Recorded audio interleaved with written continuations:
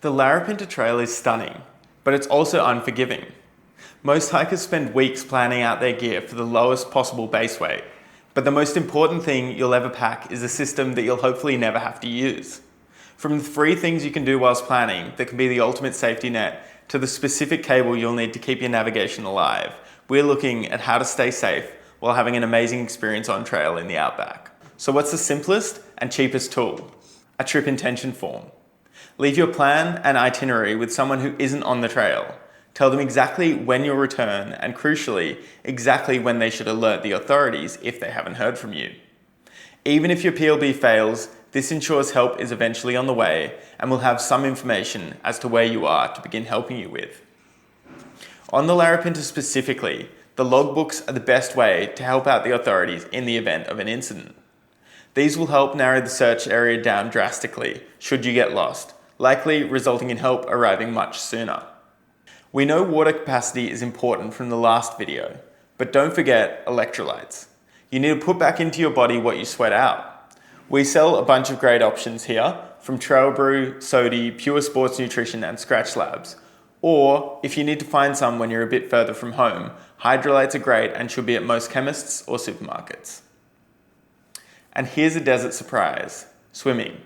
There are amazing spots to dip in, and on a hot day you absolutely should, but you need to be careful. Desert water is impressively cold. It's easy to underestimate the shock of jumping in cold water, and you can actually end up at risk of cold shock, which can lead to heart attacks and drowning, or even hypothermia in the middle of a heat wave. Be mindful of your surroundings, the time of day as the temperature drops rapidly. Listen to your body and try to always swim with another person. Often, people who die of hypothermia are found surrounded by warm clothing. They've just been unable to work out how to put it on and warm back up. Navigation. Don't rely on the markers. The Larapinta Trail is generally well marked, but the gorge sections are the exception. Arrow markers can be few and far between there. While the likelihood of getting lost is low, the consequence is extremely high. The easiest ways to navigate are to use a digital map, using an app like AllTrails, Gaia GPS or Avenza to track your location.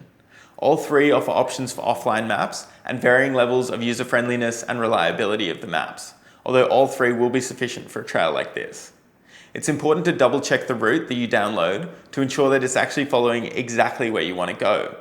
If you're not paying attention, it's easy enough to just follow the line on your map and end up halfway along a side trip you hadn't anticipated taking.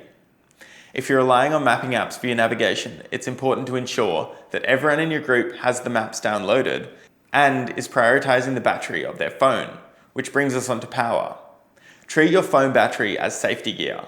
The shelters have solar charging, but they can be hit or miss, which is why I personally would take a power bank.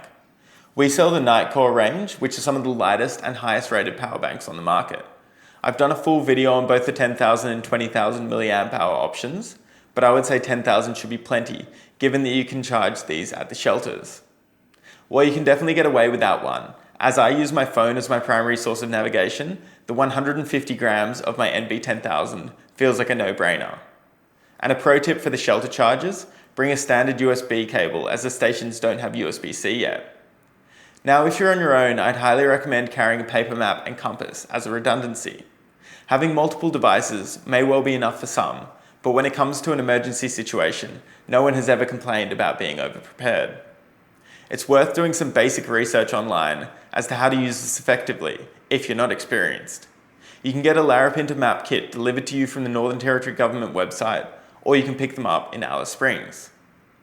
A first aid kit is the first port of call in any kind of injury, and making sure you have what you need in it could be the difference between needing to call for help and being able to look after yourself. There are plenty of off-the-shelf kits available, including the ones that we have here, which are designed to be for different numbers of people and different amounts of time away from help. The benefit of these is that they have been specifically built to include everything that you might need in a first aid scenario, and they often include some sort of booklet explaining what to do and how to use each piece of gear. The main downside is that it's easy to just pack this and not know how to properly use anything or even look inside, and they often don't include any liquids that have expiry dates, such as antiseptic cream or saline. Have a look at what's inside if you get one of these, and add anything else you might need.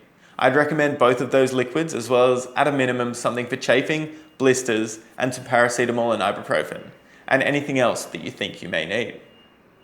You can definitely create your own first aid kit, or lighten these up by removing things that you won't use or don't know how to use, but doing this requires experience in the outdoors and calculated risks. If this is new to you, I'd recommend getting a pre-made kit and slowly whittling it down to what you need, as well as adding bits that you feel it's missing. Having your kit in a bright bag also makes it much easier to find quickly in the event of an emergency. While we're on first aid kits, make sure you always have a snakebite bandage on you. And I would say take at least one per person, as if someone does get bitten, depending on where the bite is, they may need more than one to treat it. I'd also highly recommend some sunscreen and something for your lips, as these are common areas that can cause significant discomfort. All of this gear is only as useful as the knowledge you have on how to use it though, so do some research prior to your trip. This will at least make you feel much better before anything goes wrong, and it could be a life, or at least a trip saver. I'm only talking about PLBs now, as I think that everything I've mentioned up until now is at least equally as important when it comes to safety, but a PLB should be considered essential on a walk like the Larapinta due to its remoteness, the unforgiving weather, and the lack of water. You can hire PLBs online, or some of the Larapinta support companies rent them out. They usually cost just under $100 to rent, which is a small price to pay for peace of mind. But if you plan on doing multiple remote walks over the next few years, it could be worthwhile buying your own. We only sell one specific PLB, the Ocean Signal Rescue Me PLB 1, which retails for 540 AUD and weighs 116 grams. It's a very simple device that simply alerts emergency services to your location when activated. The battery lasts 7 years and there's no ongoing subscription. They're some of the most accurate devices on the market, although they don't allow any kind of two-way communication outside of your location sharing. We also sell Zoleo satellite communicators, which retail for 300 AUD and weigh 150 grams, which allows you to communicate messages not only in an emergency, but also just to send updates to friends and family if you need, as well as your live location. They can be less accurate, take longer to locate you, and they do require an ongoing subscription. Safety is also about knowing your fitness. Training before your trips and doing some practice overnighters is an often overlooked safety exercise. Doing this will allow you to build your fitness, understand your pacing better, and make more informed decisions while out on trail. Know when to slow down. On technical terrain, take your time. This prevents trips, falls, and total exhaustion. Keep fueled. Eating isn't just for fun, it's how your body creates energy and generates heat. If you're cold, eat. If you're running out of energy, eat. Having enough food isn't just about enjoyment, it's about safety. Having a lightweight backup meal is a great idea in case you end up stuck out there for a little longer than you expect. I'll often have a serving of instant mashed potato and powdered soup, which in an emergency can act as a full meal with plenty of energy and salts. But even just a few extra snacks could end up being very useful. Knowing when to speed up. If bad weather is rolling in or you're low on water and need to hit a resupply, that's the time to consider speeding up to get it done. Now take this advice with a grain of salt though. If it's crazy hot, you're out of water, or you're struggling, use your own judgment on whether it's better to push on or to find some shade and try to keep cool.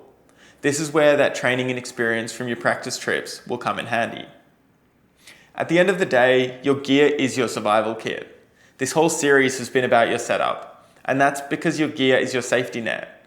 If you've packed well, you aren't just comfortable. You're equipped to survive in the outback for a significant amount of time if things do go sideways.